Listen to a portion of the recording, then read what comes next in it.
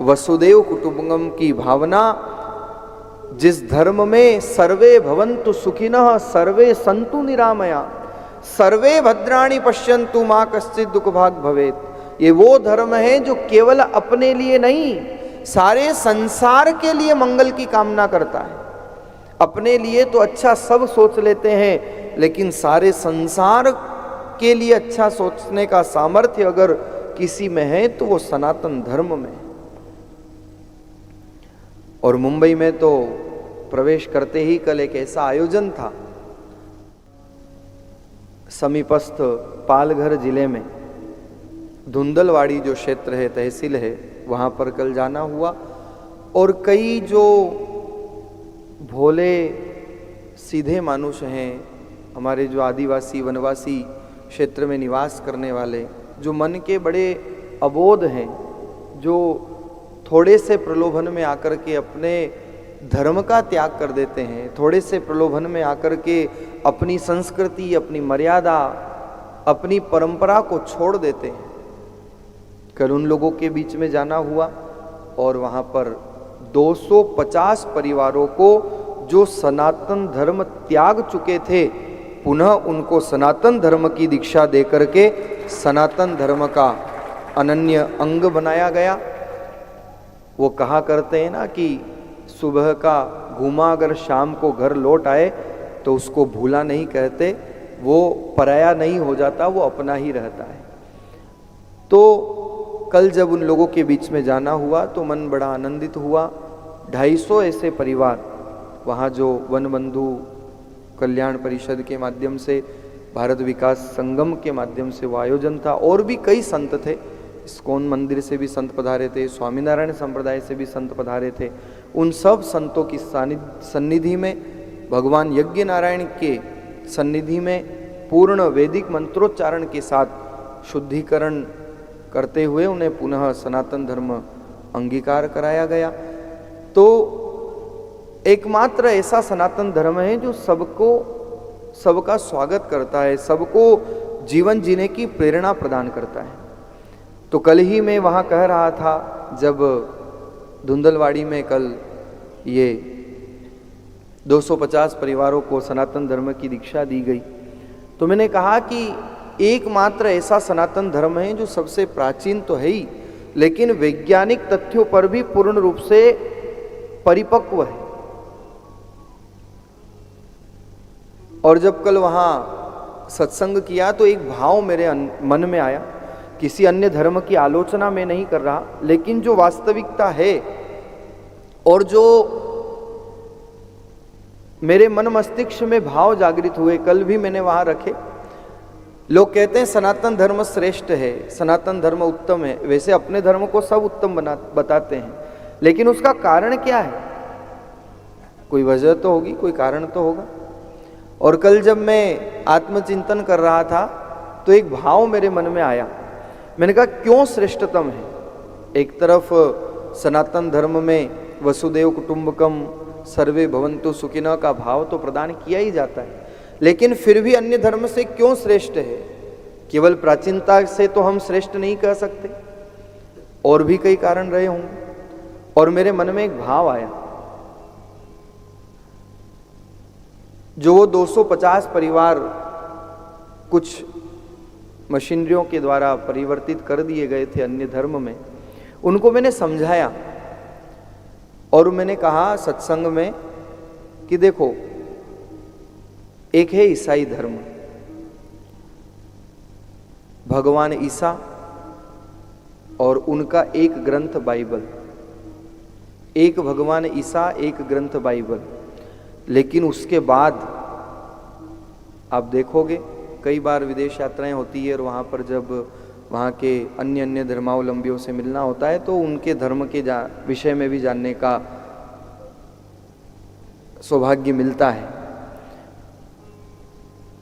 एक धर्म ईसाई, एक ग्रंथ बाइबल, लेकिन उसके बाद 146 फिरके हैं, 146 भाग हैं। Latin Catholic, Syrian Catholic, Marthoma, Pentecost, orthodox, Jacobite, ऐसे करके 146 फिरके हैं। और आप आश्चर्य करोगे 146 फिरकों में कोई एक दूसरे की चर्च में नहीं जाता है, कोई एक दूसरे को मानता नहीं है, सबके अलग अलग फिरके हैं। एक धर्म की पहचान।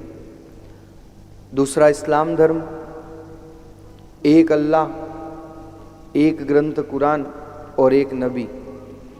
लेकिन महाराज उसके बाद शिया, सुन्नी, अहमदिया, सूफी, मुजाहिदीन, ऐसे करके 13 फिरके हैं, 13 भाग हैं। और मुझे कहने की आवश्यकता नहीं, जगत की आंखें हैं, जगत देखता ही है। एक साथ में बैठकर के कभी नमाज नहीं पढ़ते हैं, कभी सूफी, शिया और सुन्नी साथ में बैठकर के नमाज नहीं पढ़ते हैं, एक दूसरे की मस्जिद में नहीं जाते। और महाराज धर्म के नाम पर एक दूसरों को मौत के घाट उतारने पर आमदा रहते हैं, ये दूसरा धर्म।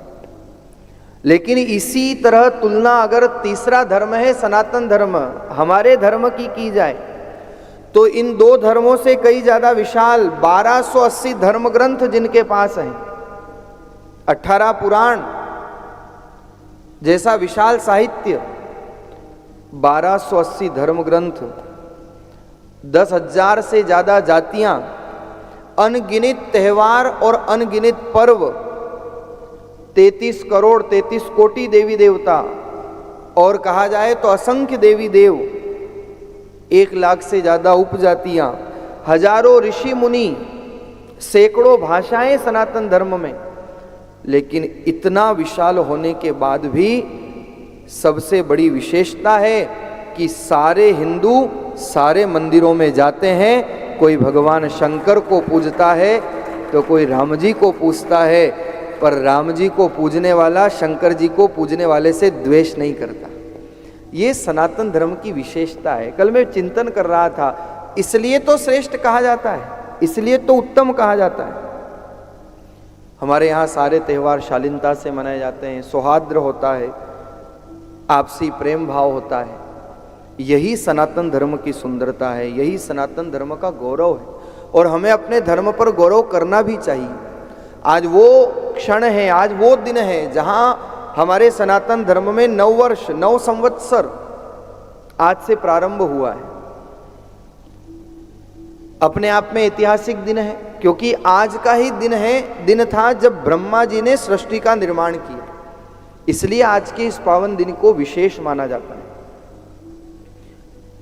कई बार लोग कहते हैं महाराज नया साल तो जनवरी भी है।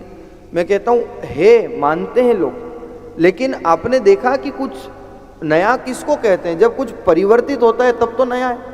आप एक जैसे पुराने कपड़े पहन रहे हो तो चल रहा है, पर आपने नए कपड़े पहने तो लोग कहेंगे साहब नए कपड़े पहने। पर उस जनवरी में कुछ नया होता है? मुझे तो आज तक नहीं दिखा। और देखो हमारे यहाँ तो प्रकृति भी बदल जाती है। आज के दिन आप देखो यहाँ मुंबई में जब मैं सुबह सुबह भ्रमण पर निकला तो बड़ी सुंदर हरियाली है, कई वृक्षों पर सुंदर सुंदर पुष्प आ रहे हैं, प्रकृति मुस्कुरा रही है, पत्ते खिल रहे हैं, पुष्प खिल रहे हैं। तो प्रकृति में भी परिवर्तन होता है आज के पावन दिन पर। प्रकृति में नए पुष्प आ जाते हैं, नए फूल आ जाते हैं, प्रकृति मुस्कुराने लगती है। और आज का वो दिन है महाराज, क्यों विशेष है आज का दिन? क्योंकि आज का ही दिन था जब हमारे आराध्य देव भगवान श्री रामचंद्र जी का राम राज्याभिषेक हुआ। वो आज का दिन था जब राम राज की स्थापना हुई, राम जी राज सिंहासन पर विराजमान हुए। राम जी का राज्याभिषेक जिस दिन हुआ वो आज का पावन दिन था। महाराज युधिष्ठिर का राज तिलक भी आज के ही इस पावन 9 संवत्सर के इस चैत्र शुक्ल प्रतिपदा के दिन हुआ। कितनी विशेषताएं हैं इस एक दिन की। और फिर महाराज विक्रमादित्य का, जिसे हम 9 संवत्सर कहते हैं, ये दिया महाराज विक्रमादित्य ने। कौन सा प्रारंभ हुआ है आज से आप सबको पता है? 2082। और सन कौन सा चल रहा है? 2025। कितना गैप है? 57 सालों का। तो आप विचार कर लो कि ईसा को तो 57 साल ही हुए हैं, हमारे यहाँ तो महाराज विक्रमादित्य ने 57 साल पहले संवत प्रारंभ कर दिया था, तो हमारी परंपरा कितनी पुरानी है। लेकिन इन बातों को हम भूल जाएं, इनको विसार दें, इनको भुला दें, इसलिए समय समय पर सनातन धर्म पर कुठाराघात किए गए। और उससे भी पूर्व जाओ तो महाराज युधिष्ठिर के समय से युगाब्द चल रहा है, अभी भी कई पंचांगों में युगाब्द की भी संख्या आती है। तो ये पावन दिन है जहाँ आज शक्ति की उपासना भी की जाती है, नवरात्र भी प्रारंभ होते हैं।